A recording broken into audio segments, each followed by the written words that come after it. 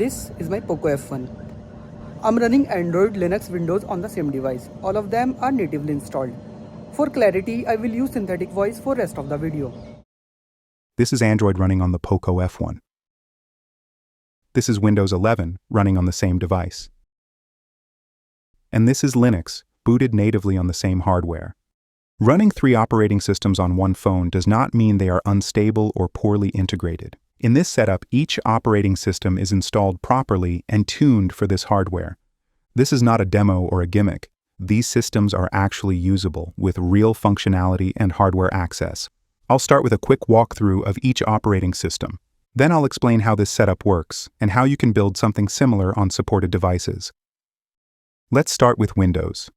It is the official desktop build, downloaded directly from Microsoft servers. This is not a stripped-down or mobile version. It is full desktop Windows 11 based on ARM architecture. You can use multiple desktops, browse the internet, install third-party applications, and even play games. Touch input is responsive, and the system feels smooth. Bluetooth, Wi-Fi, and cellular connectivity all work as expected. Overall, this feels like using a small Windows computer that just happens to be a phone. Now let's move on to Linux. This is Postmarket OS, based on Alpine Linux. It behaves very similar to Android in terms of UI, but it is not locked down. Performance feels stable and responsive. This is a true desktop Linux environment. That means full compatibility with your favorite dev tools. Here, I'm installing Podman to show you how seamless the process is. Wi-Fi, Bluetooth, and mobile data all work properly. Calling and text messaging are also supported, which is important because Linux systems don't always support phone modems by default. The file manager shows all partitions on the device, something you normally can't see on Android. External storage also works correctly, including SD card support. For Android, I am using Pixel OS. It is a lightweight AOSP-based custom ROM. Android works as expected, so I won't spend much time explaining it. Now you might be wondering how I switch between these operating systems. Currently my phone is powered off. If I power it on normally, it will boot into the last used operating system. If I hold the volume up and power buttons simultaneously, it enters recovery mode. All Android devices come with a stock recovery. I have installed the custom Orange Fox recovery for this setup. Once I'm in recovery mode, I open the recovery terminal. Inside the terminal, I run a shell script. This script lets me choose which operating system I want to boot. After I select an option, the phone reboots automatically into the chosen system. Here I'm selecting option number 2. Option number 2 corresponds to Windows, so now the phone is booting into Windows.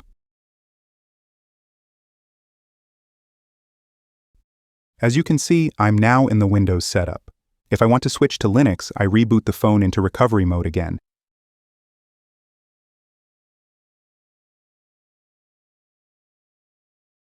I open the terminal and run the same script. This time I select the Linux option.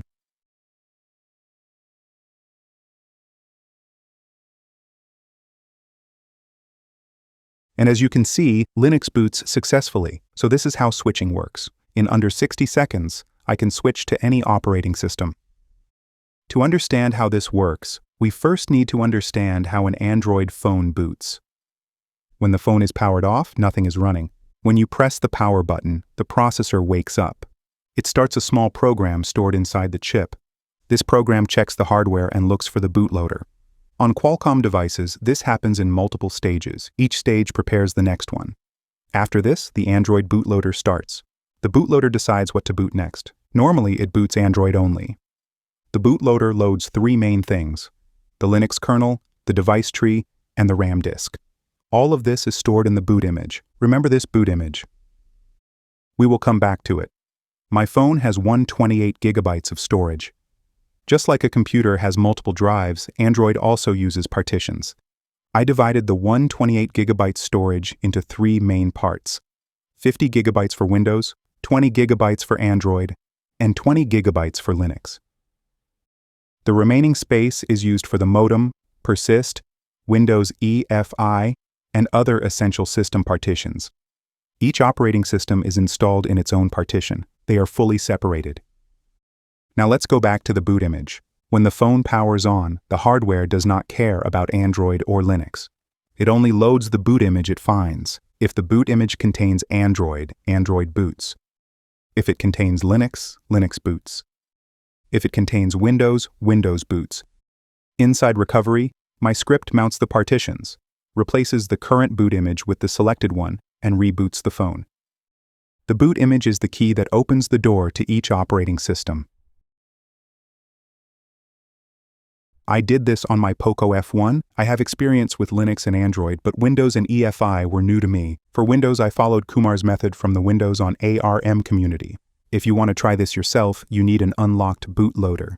Your device must be supported by the Windows on ARM project and a mobile Linux project like Postmarket OS, Ubuntu Touch, Sailfish, or Mobian.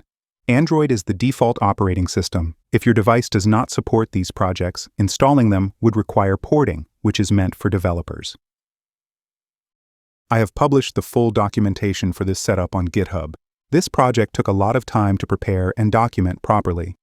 The repository includes step-by-step guides, recovery instructions, and risk explanations.